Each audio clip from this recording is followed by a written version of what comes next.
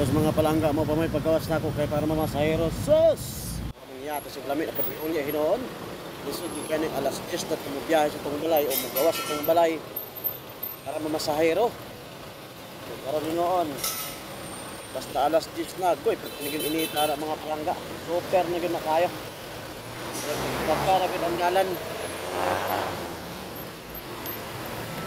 Naalay ko sa may Matalino Street, mga palangga, no? Idol ko sa Tihol Quezon City, nakatagod ko sa Cairo diya mga palangga. Wala ko pa sa Cairo. Parihan na mga palangga, o parihan na itong Grab Rider Spot si Pops. Pahuway pa sa gamay, kamurag yung traffic na, init pa. Ginoo na lang game magigiko.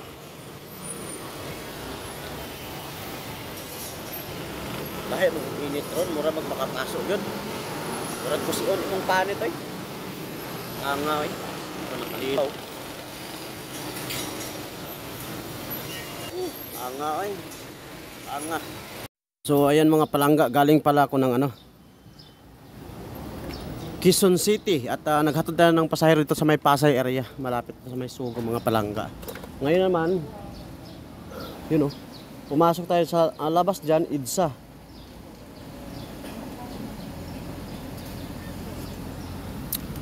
Ngayon naman may pumasok na naman sa akin bandang dulo. So tatakbo na naman natin yung mga palangga.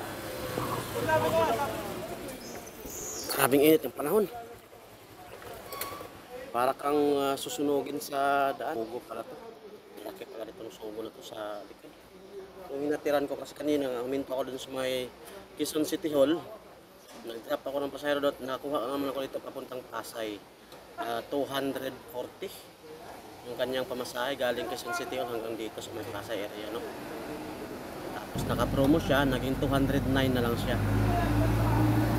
So laban mga palangga. At dito na mga palangga, galing pala ako ng Pasay area at nagbaba ako ng pasahero dito sa may medical ng Amorsolo, Makati. Doon sa likod na yun mga palangga na may stoplight, yan. Doon ako nagbaba ng pasahero. Ngayon naman, nag-aantay doon ng pasahero. Ayan. Dito sa may Makati. Kaharap natin yung Teleperformance Center building. Ang Makati. So yun, may mga pops tayo o mga rider din na nagtambay doon mga palangga. Kasi nga, pag wala pang pasahero, kailangan mo talagang tumambay sa sobrang init.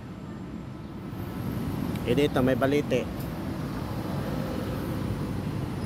So, nakalibre tayo ng balite. Silong-silong tayo mga palangga. Pero nga, hindi tayo pwede magtagal dito. Pag madaanan tayo ng mga roving guards, no? Yung operation nila na pag nadaanan ka, ticket.